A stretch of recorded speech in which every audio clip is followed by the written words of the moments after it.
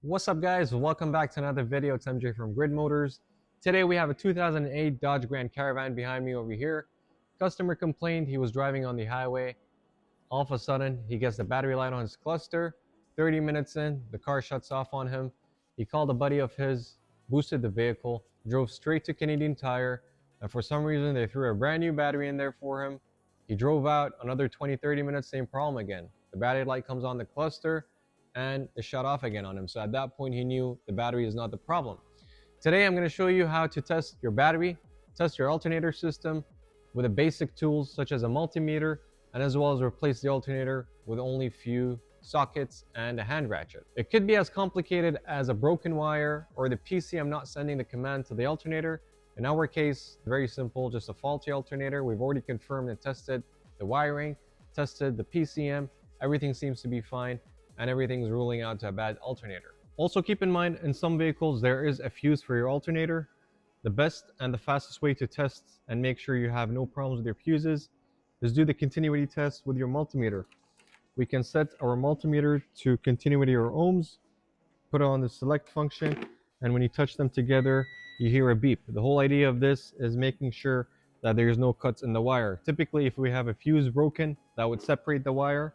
So what we're going to do to make sure that it's not a fuse problem, we're going to put one lead on the terminal positive on the alternator. The other side is going to be positive battery. As long as it beeps, we know there's no cuts, no broken wires, no broken fuses. We're going to put one side on the alternator power, the other side on battery, and we can hear a beep. That tells me that there is no broken or open circuit or any sort of fuse or fusible link that's broken, because in some cars you do have fusible link or a fuse, so you might want to check that. In this case the fuse is good and it's just an alternator that's faulty. So as you can see over here, we have a brand new battery. It was depleted when we got the vehicle. I charged it up, and for testing purposes we're going to use our multimeter, put it on volt direct. You have the power and the ground, or the red and black. We're going to put our black on ground, which you can see on the battery here, negative, and then the red one on the positive, and we're reading 12.37 volts. Now, if you were to reverse this, it would still work, but learn to use the habit of putting the right colors on where they're supposed to go. If you notice, we're getting negative 12, and if we're put in the right direction, we just get 12.37. Now, the battery is basically good. As we can see, it's brand new, and we're going to start up the vehicle right now, and I'm going to show you how to measure while the car is running, as well as monitor the scanner and see what the PCM is commanding, because that's very important. We want to make sure that the PCM is commanding the alternator to turn on. In our case it is, and then we're going to go ahead and replace the alternator. So we scan the vehicle. We have P0622 generator field control circuit open. Now this is basically an internal open into the controller and the alternator, and we're going to confirm some things in the live data. Like I said, we've already tested the wiring. Everything seems to be fine. There is continuity from the PCM to the alternator, so our issue is not wiring, but it is a faulty alternator. I'm going to start up the vehicle right now. We're going to go under live data. The car is going to stay running for a bit until the battery depletes. As you can see, we're sitting at 12.2 volts. Typically we want to be higher than 13 or 14 volts.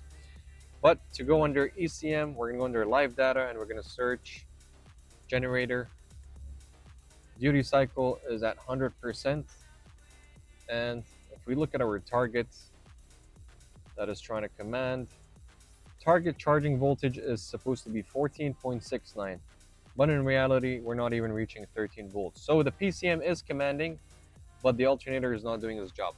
So now we're back in front of the vehicle. The car is running strictly on battery only, and as we can see over here on the scanner, the PCM is commanding 14.69 voltage, but we're not seeing that. So we're going to do the same thing while the car is running. We're going to come to the battery, test the battery while the car is running, and we're seeing 12.02 volts.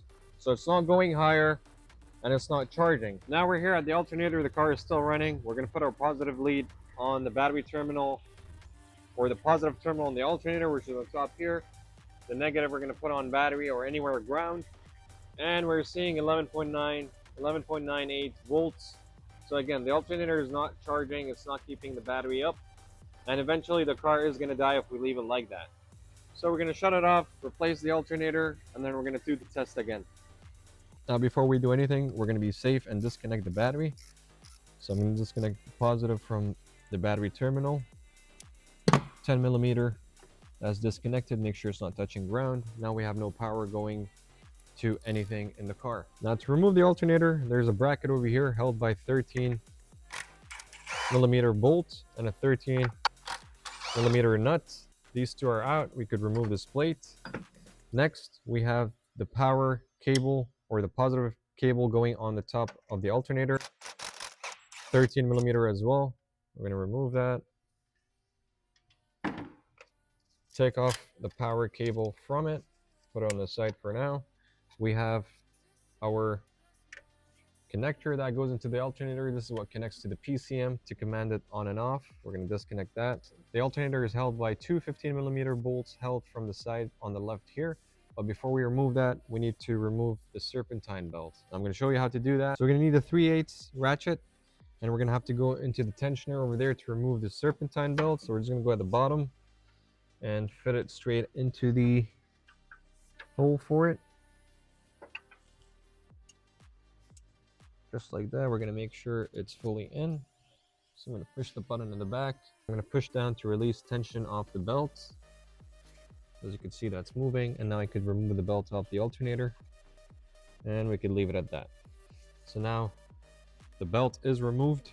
Now you can see there's one bolt on the right side and another bolt on the left side here. Only two bolts holding the alternator in place. We're going to use a 15 mil spanner on this one and crack it loose.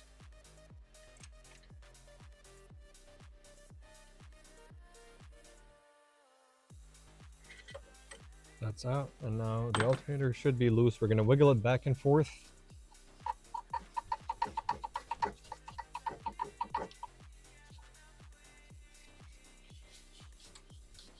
Now we could use a big flat from behind and just pop it forward. So we have our old one out. We have our refurbished one over here that we're going to install. The installation is going to be reverse of removal. I'm going to go with the bottom one first with the long bolt. Start that one there. Okay, that's in. I'm going to rotate it forward and put the other bolts in.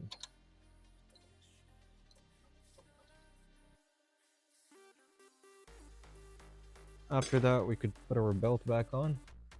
Just make sure it's around all the pulleys. And we're going to do the same thing. We're going to push down on the ratchet. That's going to release tension, and then we can just put it back around the pulley and slowly release the tension, and then confirm that the belt is around all the pulleys and properly in the grooves, because sometimes it kits it outside on the rib, even though it'll adjust itself, but just double check. That way you don't have to do this again. Next, I'm going to go ahead and clean up the terminal a little bit. I do see some rust on it. Here's a wire brush.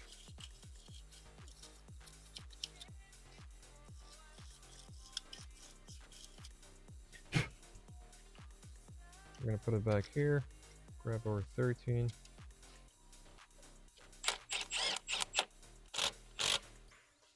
Make sure it's tight. Grab our connector, plug it back in, lock it, grab our plate, put it back in, 13 millimeter bolt, and the 13 millimeter nut. That's pretty much it for the alternator. We're going to put back the battery right now.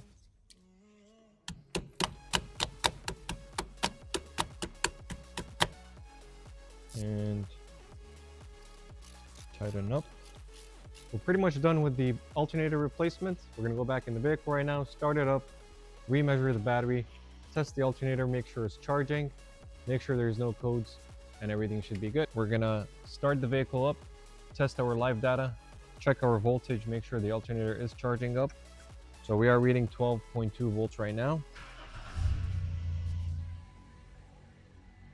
11.3, 14.1, 14.5, and that's where we want to see our voltage with the alternator working. Now, just to be safe, we're going to go under our ECU, make sure we read the trouble codes. No trouble codes, so that code is gone. So we're getting in live data right now just to confirm the values are good. We're going to search for generator. We could see duty cycles about 56%. And if we go on target,